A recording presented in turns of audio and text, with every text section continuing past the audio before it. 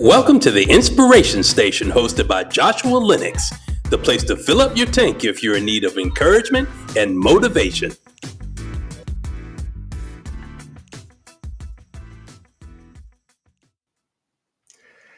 Well, hello, everybody. It is Friday. This is the Inspiration Station where we do what? We upsize in 2025 all day, every day, right, y'all? I need y'all to make sure y'all are saying that to yourselves day in, day out, that I'm upsizing. I upsize in 2025. Don't want to add the ing there because changes everything. But anyway, while y'all are coming in here, I just want to say hello to all my people out there on YouTube, Facebook, Instagram, LinkedIn. Also, now a new added Amazon, Audible, and also Spotify. Apple, we're coming.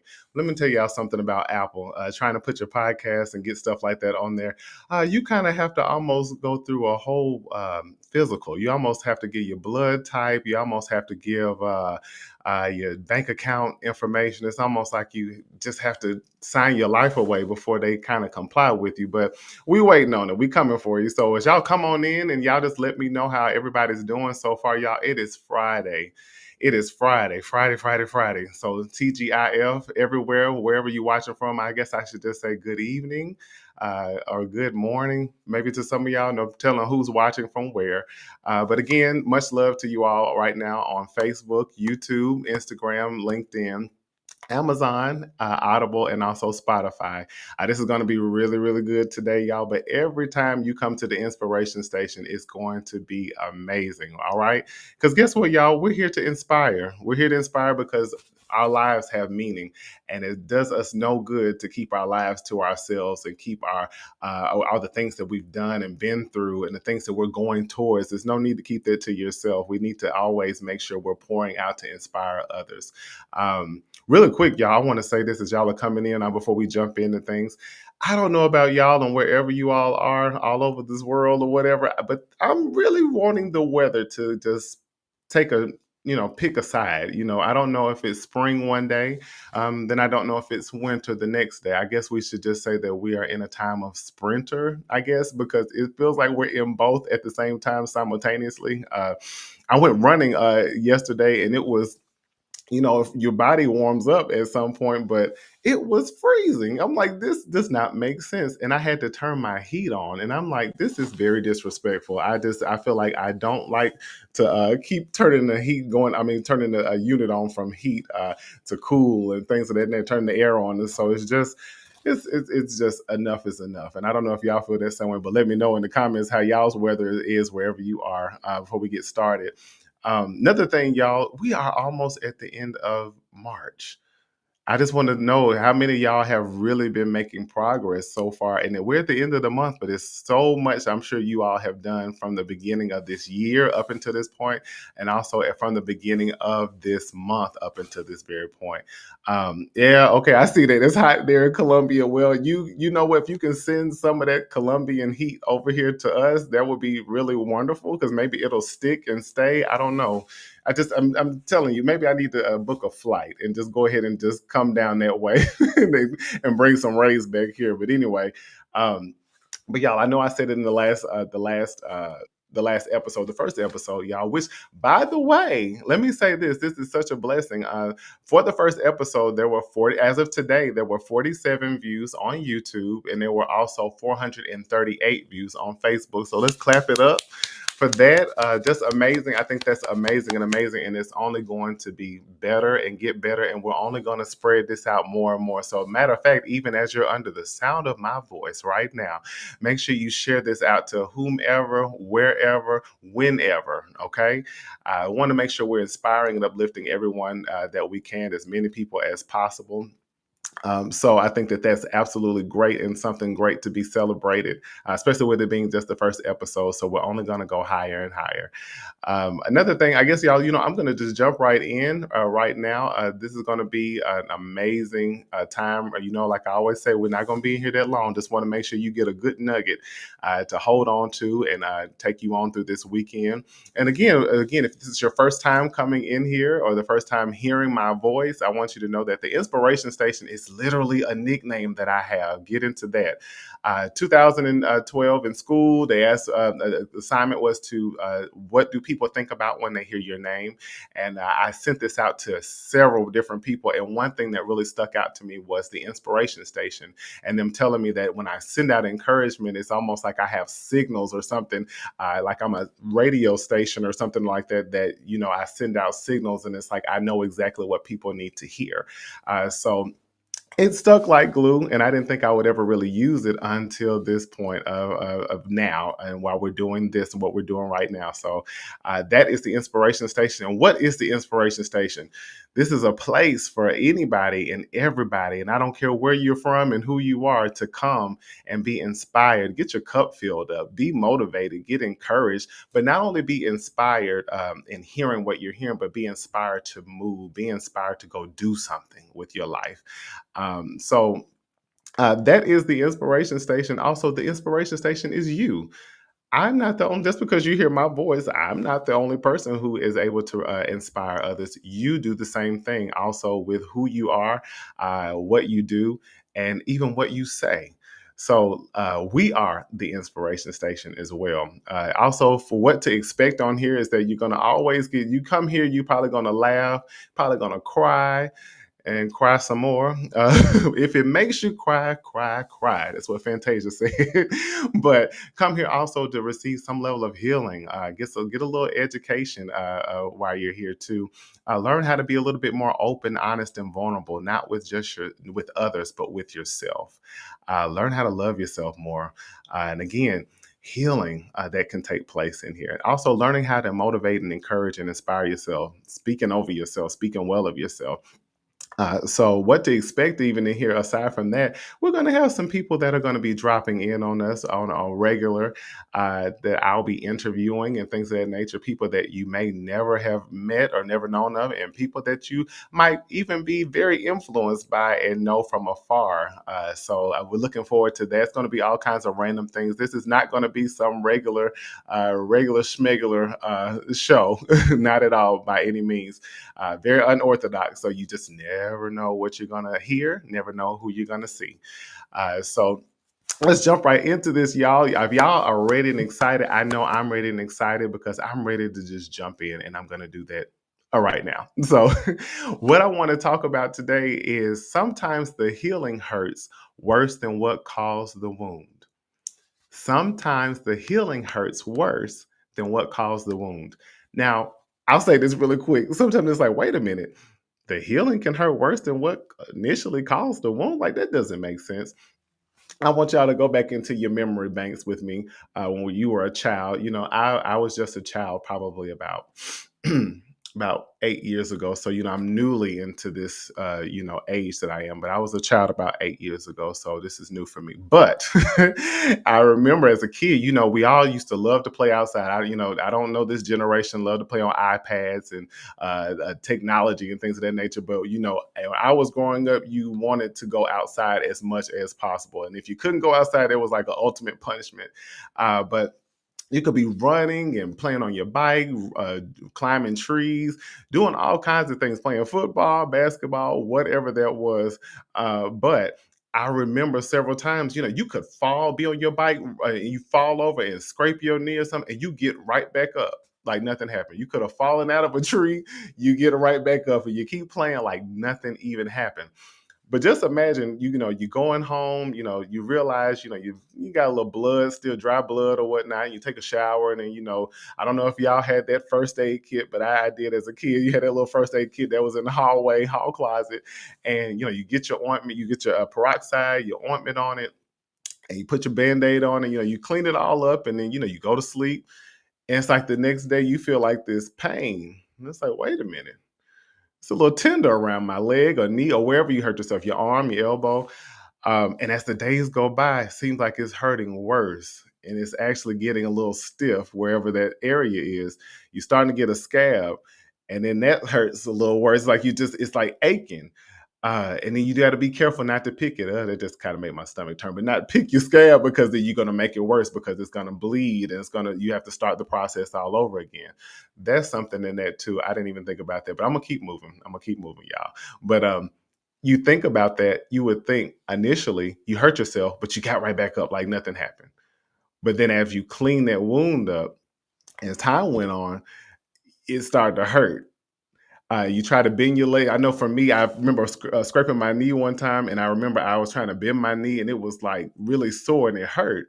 Think about too, if somebody's on, you break your arm or something, that's gonna hurt initially. I mean, it's just some things that you just go, oh, I'm on the ground. It's nothing that I don't want you to touch me. Don't even look at me because it's gonna make my arm hurt worse or my leg. You could break a bone or something, and that's tremendous pain. But then think about after you go to the hospital, they take a look at it, you get your x-rays, they give you that quote unquote, I call it a photo shoot. They give you the x-rays and then they, give you a cast and they say you got to cast on for several, weeks or months or whatnot, depending upon the severity of it.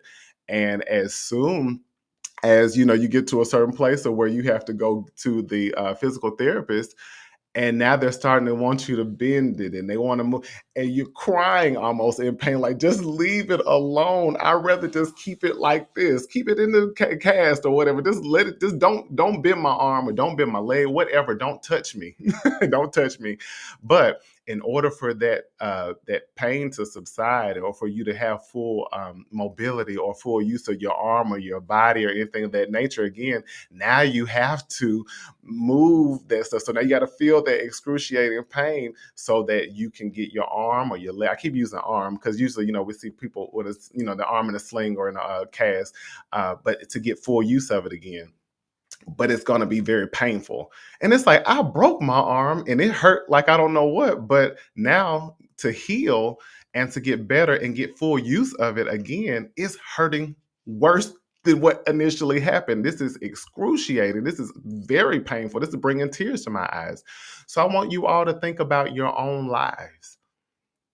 We've all been wounded, right? We can be very honest. We don't even have to discuss that. We all know that we have wounds or we've been wounded. Some of us have probably healed from a lot of the wounds that we have. Some of us still might carry some. But initially, when whatever that betrayal was, or those words that were spoken to you, that divorce, the ending of a relationship, the ending of a closing of a business that you had to move, leave your hometown, or leave your childhood home. Where that long-term friendship ended that you thought would never end. I can go down several lists, but then you think about the wound that happens, and initially it really hurts. It's a shock to the heart. It's a punch to the gut. It shakes you to your core. But then as you go on, if you choose to want to heal, it starts to hurt. Because now, since you've come away from whatever that situation is, now you might start to reflect. Now you might start to think about all of the in every thought and every feeling and every emotion and every moment, having these memories of things that start to surface, and it hurts really bad because you really realize what led you to that wound. And now you kind of sit with it and it's like, I don't want to deal with this. And again, me being a therapist, I see it every day. People, sometimes you just don't want to deal with some of that stuff because of what is invoked in you, what things come up in you, what tears might come, what sadness might come, what depressive moments might come. I don't want to say depression because sometimes it can just be depressive moments that you go into. Also, it might put you into a place of where maybe if it was a marriage or a relationship that wounded you, now you don't even want to talk about trusting anybody, because even to trust somebody is going to cause you to have to deal with what caused me to start lacking trust. What caused me to get into this place? Who caused me to get into this place? So when we talk about when we've been wounded, whatever that might be, initially it really hurts. But in order to heal, it's probably going to hurt worse. The healing is going to hurt worse, but it's temporary. It's only if you want to make the choice in going through that quote unquote pain so that it subsides, so that you can have full use of who you are again. That's when we talk about the arm thing. Like, okay, the physician is stretching the arm out. Maybe that's the therapist. Maybe that's also your relationship with God, with Christ. That your friends, support systems, whatever that is. Maybe that's a part of that stretching out of your arm again, so that you can be in greater use or in better use than even before. So I want to also say this, we hear as kids all the time, sticks and stones may break my bones, but words will never hurt. Sticks and stones may break my bones. Y'all remember that? Sticks and stones may break my bones, but words will never hurt. When it comes to that statement, the lie detector states that that's a lie. That is such a lie. What do people say? I know you lying. Yeah, that's absolutely a lie. Sticks and stones may break my bones, but words will never hurt. What we come to find out is, even as what I was just using an example about initial the initial pain of a wound, the healing actually is worse when you're healing for through it. But sticks and stones, I might be able to heal from that, the physical part of that. But words might take root in me, and they might actually be something I have a hard time ever healing from. So I want to give you a quick example of this. I'm gonna put myself on the front street because I can't hear y'all, and I can't hear your story right now. But when I was in the fourth grade, I actually moved around a lot as a kid. I felt like with my mother and I felt like we were like military or something because we moved a lot. But at the same time, I didn't like it all the time, even though it actually would turn out to be pretty good. But it taught me a lot as an adult, getting older, how to adapt to any environment I went to. And I was typically the first kid, the new kid, all the time, a lot of times. So I remember we would move to Atlanta, Georgia. It was about '94, and I was so excited because of the city, and all the music, and you see art. You can go to the grocery store and see artists and stuff, like see celebrities anywhere. Exciting time for me. So again, joining the school I went to, Woodland Elementary. I'm gonna throw that out there. And I remember fourth grade. I was a new kid. People were pretty nice. They were cool, but then I was used to teasing and bullying, so I knew that was gonna follow, and it did. And I remember one day going to lunch. I had been there for a little time by then. I went to lunch, and I remember going through the line, and as I could hear, it's like I have dog ears. I don't know where that comes from, but it's like I have dog ears. Like I can hear. It seemed like I can hear miles away. I'm embellishing, but it's like I can hear a great distance, and I could hear as I was approaching the checkout. Here he comes! Here he comes! And I'm thinking like, oh, they must be talking about something. I wasn't thinking about me. I was just like, I wonder who they're talking about. And I went to go sit down, and as soon as I sat down, I could hear it, and it was like a half of the cafeteria. UGLY, Josh ain't easy on the eyes. He's ugly. Yeah, yeah, he's ugly. And at first, I was kind of looking like, and I'm being serious, y'all. I think because sometimes I just didn't take stuff so serious like that. Sometimes I was like, "Is it another Josh in here?" I mean, seriously. And then only find out, and I mean, then they did it again. UGLY, Josh ain't easy on the eyes. He's ugly. Yeah, yeah, he's ugly. And I was like, wait a minute. And I looked at the people at my table. They looked like they saw death or like they saw a ghost or something. And I asked one person right in front, I said, are they talking about me? And people shook their head like, yeah. And I'm like, wow. Y'all, I was used to teasing and bullying, but I was never experienced a chant in a concerted chant at that among my peers, among class schoolmates. And I held myself together because I was used to stuff, people coming at me in a way. So I held myself together, and I got through the day. And when I got home, I wore my pillow out, which was something I was kind of not. It wasn't too unusual at times or spurts in my life. And I literally was like, I cannot believe it was very embarrassing. That was very humiliating, especially because even people who weren't chanting were laughing. And I'm like, wow. And I got to go back to school tomorrow. It's not going to be any faking. I'm sick or something, because my mother would have been like, first of all, you're not sick, but then you're going to tell me what's wrong. And I didn't want to tell her because even though my mother was very professional, very well kept and everything, she would have wanted to turn that school upside down, knowing that happened and nobody did anything about it, especially because there were some adults in there, but nobody, I think they were just like, calm down. So I went back the next day, and I just put that smile on my face like nothing happened. And they did it again. I was like, "Dirt, like, what is this? The remix this time?" It seemed like they did some extra stuff this time. Yeah, it's like the remix. Anyway, they did a couple of more times over the course of a couple of weeks, and one of those times, I actually got up and chanted with them, and then I took a nice bow at the end. It ceased after that. And I think in that moment, something in me was like, I'm gonna let them know they don't have no power over me because I'm sick of them. And plus, they half of the people over there barely passing their classes sitting over there, but they can chant one all together all of a sudden. Um, and what that did to me, I was always been a person of great courage, and like many of you, always a fighter. You couldn't keep me down. I didn't care what you said, what you did to me. It was not going to make me stop. It might hurt me. I might have had moments, but I never let it stop me. Never. If anything, sometimes it ignited me. So I want some of y'all to think about that too. How there have been certain things in your life where people have said things to you or done things to you, and it didn't stop you. And it kept you. It probably put a fire under you sometime. Or even if you had a moment, and if your moment lasted a little long, you eventually kept going forward. My thing with that is I thought I was good, but then I didn't realize after that very moment, being 9 at the time, no, 9, I began to think I was ugly. So because of that, I really thought it was true. I was validated by at home. I was affirmed at home by my mother. I was affirmed by family. I was affirmed by people. So, to think that I was ugly would make somebody think like, what is wrong with you?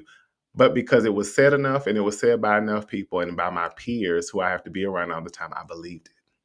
And because of that, as years went on, I still looked in the mirror and saw UGLY. Even when I was hearing people tell me how handsome I was, how attractive I was, you fine, you this, and it's like, yeah, okay, yeah, thank. I would always say thank you to people, but it would just go over my head. I'd just be like, first of all, you're lying. What do you want? Do you need some money or something? Are you having hard times? Like, do you need something from me? Do you need me to do your homework or something like that? What is that? And then even entering into relationships later in my adult life, sometimes that was like I didn't really think I'm attractive. I mean, I think they do. Are they sure they want to, talk to me? It was that. And I think that was something I had to battle with. But see, somebody would say, well, again, sticks and stones may break my bones, but words will never hurt. Look what that seed did. That seed caused me to believe something that was so untrue. And it followed me for several years. Several years. So I want you to think about, even in this very moment, what are some seeds that people have spoken over you, or what are some ways people have made you feel less than, and you took it on to be true? Which actually takes me into my next point of when we think about negative. I want you all to think about this and repeat after me: negative core beliefs. Negative core beliefs. Negative core beliefs are things, and I'm going to say this too, things that we often believe that are, again, as it says, that are negative about ourselves that we hold to our core. So we believe that this is absolutely true. Something I've seen as a clinician for a while now, of course. I really have noticed that there are 4 certain negative core beliefs that are across the board. I don't care any walks of life of you or your any background, any ethnicity. I don't care. I've seen this too many times. I have seen the negative core beliefs of people feeling unwanted, unheard, unseen, and overlooked. Unwanted, unheard, unseen, and overlooked. And it's like, where does this stuff come from? And I see it all the time. People say, "Oh, I had a great childhood. My family, this, that, and the other." And it's like, yeah, that's nice and very great. That's wonderful. But at some point, somebody could have made you feel these ways, or they could have said something to you, and it stuck with you, and you never knew how to challenge it to know whether it was true or not. So another thing I want to kind of teach you guys, and we're almost there with today. I hope that you all are getting a lot out of this so far, and that you're being you kind of having your wheels being spun a little bit, thinking about past occurrences and even maybe some present things that are going on in your life right now that have led you to feel certain ways about yourself, or think certain ways about yourself, or label yourself in a certain way that could be very untrue. I want all of y'all to repeat after me too: rational emotive behavioral therapy. Rational emotive behavioral therapy. Come on, you can type it if you want to type it. If you can, rational emotive behavioral therapy. What that is basically just as it says, rational, which means something that is actually, yes, that's it. Unwanted, unheard, unseen, and overlooked. Absolutely, absolutely. But rational emotive behavioral therapy is literally a way of conducting therapy in a way to allow a person to challenge irrational thoughts or beliefs about themselves, which then will allow them to regulate their emotions, which will also allow them to regulate their behavior. Because think about it, if I have an irrational thought about myself, well, then that's going to cause me to emote in a certain way that's irrational. Then I'm going to act or behave in a way that's irrational. I'm going to give you another example, but I want you all, as I'm giving you examples of my life, I want you to impart your life. And the reason why I'm using mine is because guess what? I'm on the mic. But to give you an example, we actually could use what I just talked about, but I'm going to use something a little different. I remember, so rational emotive behavioral therapy, okay? We're challenging irrational thoughts. There's a model to this, which is called the ABC model. And no, I'm not talking about the Jackson 5s.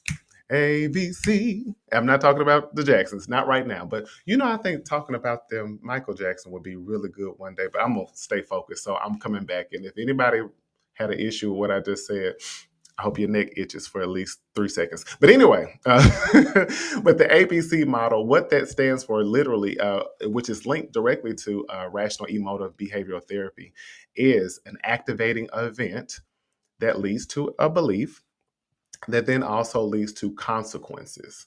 So I'm going to use another example really quick, and then I'm going to let you all go in just a little bit.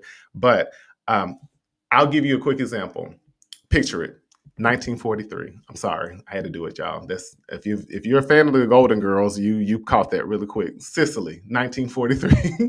But undergrad for me, the University of Tennessee at Chattanooga. Shout out to them. Go Mocs. They doing so good, y'all, in the NCAA, I believe, division. They doing so good. Come on, man. Come on, y'all can win it. Come on, let's go all the way. But anyway, I'm back, y'all. I promise. I'm not sidetracked. I'm here. So I do recall being asked to be a part of a ballet. Now, again, I've never had any formal training. Anything with dancing, I just learned I could watch and just do it, or I could create it, or it didn't matter. Whatever style of dancing, I never had any formal training, but you wouldn't know it. I was asked to come to a rehearsal after doing the waltz with my dance lecturer teacher in a dance class. It was just a lecture class. There was no performing. Anyway, I go there. And so I want you to pay attention. The activating event was literally, I went to the rehearsal. I was to be responsible for the principal dancer. So that means the main ballerina. So she's going to be pretty much center stage. All eyes on her pretty much the entire time while the company is still performing. Never had any ballet training, any of that. So I was like, why did she ask me to come here? She's never even seen me dance. Anyway, I actually I listened to everything she said, whatever she told me to move and how she told me to stand and whatever. She was throwing out certain terminology that I did not know. But if she showed me the movement, I could do it.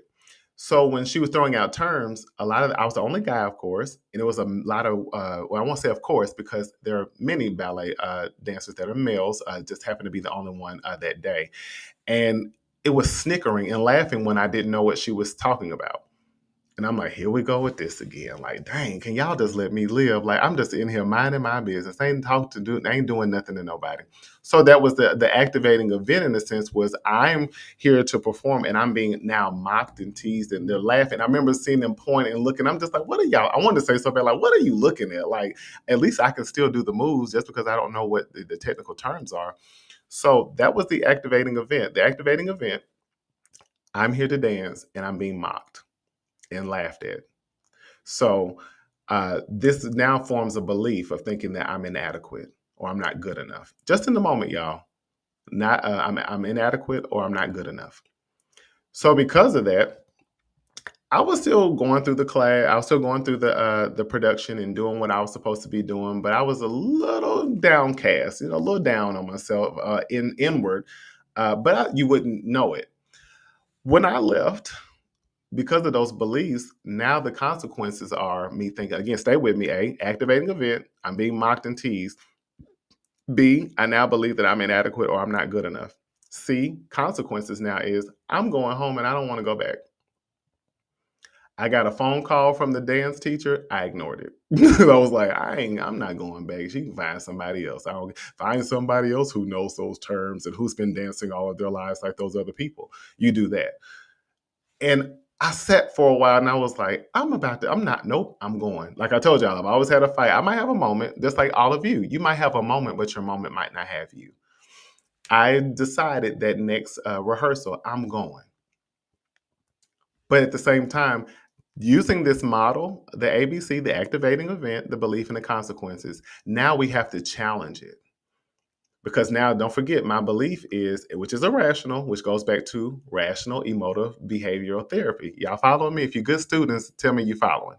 But if I would have challenged that, if you don't, basically, when those things, when those core beliefs come up for you, or those negative core beliefs, you've got to challenge it, because actually that was very irrational. It wasn't that I wasn't good enough or I was inadequate.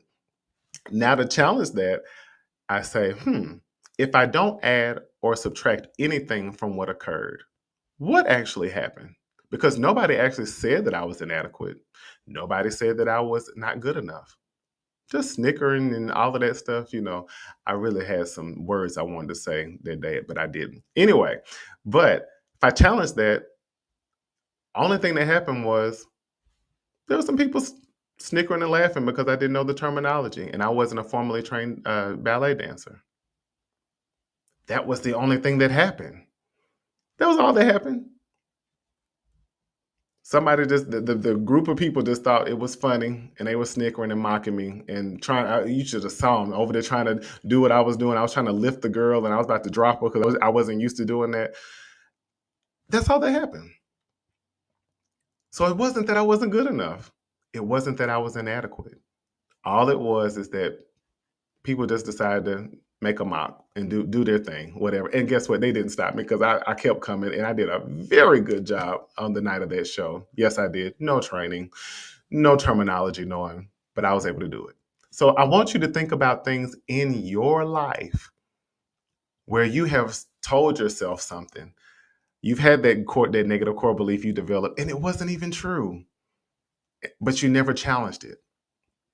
You never challenge it. So I want all of you to think about when certain things happen or occur in your life, before you start creating a narrative that is irrational, or before you start thinking a way that's irrational, I want you to challenge those things and say, if I don't add or subtract anything from what just happened, what was that? What was that really? So last thing I want to say too is be careful that we don't be careful in those irrational thinking thoughts or beliefs, to know that it's not always what somebody might say to you. It might be how somebody treats you. What would it feel like if you are, think back, or maybe if you're in a room full of, your family or something, they're everybody's in the room together, but then when you walk in, everybody gets up and walks out. Somebody might take that as I'm unlovable. That might be their negative core belief. I'm unlovable. And it's like, well, wait a minute. Is that true? So now the consequence is I don't want to go around my family anymore. But if I say what really happened, all I can say is that my family got up when I came in the room. Now, does that make somebody say, hey, that just seemed kind of strange for me to walk in here and my whole family gets up? Maybe not so. It actually is very strange. That would make anybody kind of wonder, like, darn, everybody was having a good time until I walked in. But that does not mean that that person is unlovable or that they're unwanted. That's all I'm saying to y'all. But so what's my point on today? Again, we go back to sometimes the healing hurts worse than what caused the wound. We know that sticks and stones may break our bones, but words will never hurt. We know that that is an absolute lie. Somebody say amen. We also know that there are certain thoughts or beliefs or feelings that we might have that might actually be very irrational.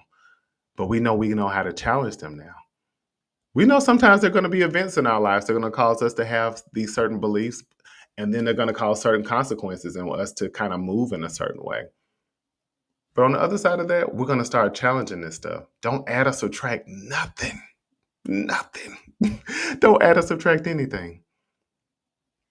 See it for what it really is.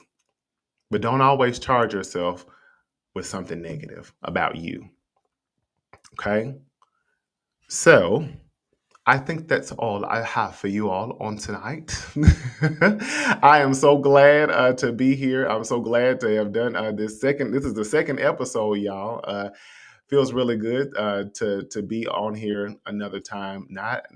And also to know that people's lives are going to be inspired, are going to be enriched, empowered, encouraged, motivated, and also because you all are able to do the same thing and you do it every day. As I said in the last episode, you've always been great. You're just getting better. And I want to add this as a slight addendum to that. You've always been great. You didn't always exemplify that or know it for yourself. Sometimes other people could tell you how great you were because they could see what was on the inside of you. They could see what you're capable of. They could see greater. They could see ahead for you in your life. So you always have been great. You've always been great. But let's make sure we stir up whatever has been settling. Anything that's been sitting for too long. Let me say that. Anything that's been sitting too long needs to be shaken up. I think about orange juice. Orange juice. If you drink orange juice and don't shake it up, it's going to taste separated. If you drink milk, I'm not a milk drinker, but if you drink milk, sometimes you have to shake it up because some things have been settling or sitting. So it has to be shaken. And I believe you're the same way. So your greatness has always been there and you know it. But you just might needed to be a little shaken up a little bit. And it's okay to be uncomfortable in that. So without further ado, this has been a wonderful, this is the second episode of the Inspiration Station. Yes, yes, yes, yes, yes, yes. Amazing, amazing, amazing. And it's only going to get better. But guess what? I need you and you need me. We're all a part of a family. I just jacked that up, y'all, but it's okay. But we do need each other.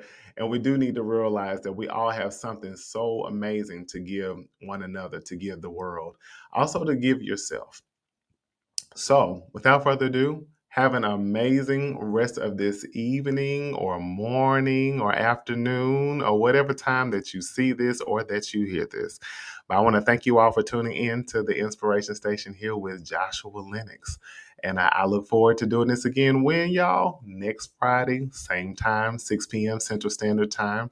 Make sure you share this out. It will be you'll be able to listen to this immediately on Amazon, Audible, and Spotify. We coming for you, Apple. Just gonna take a few more risings of the sun to get everything we need because goodness gracious. But anyway, have an amazing rest of this day and weekend. And make sure you love on yourself. Do something good for yourself. Celebrate yourself.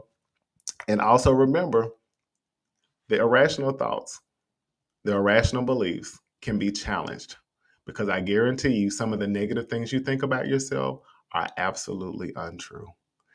So without further ado, I'm gone, y'all. Peace and soul. What is that, Soul Train? What is this, Soul Train? All right, y'all. Have a good one. Bye. Thanks for watching the Inspiration Station with Joshua Lenox. Don't forget to like, comment, and subscribe.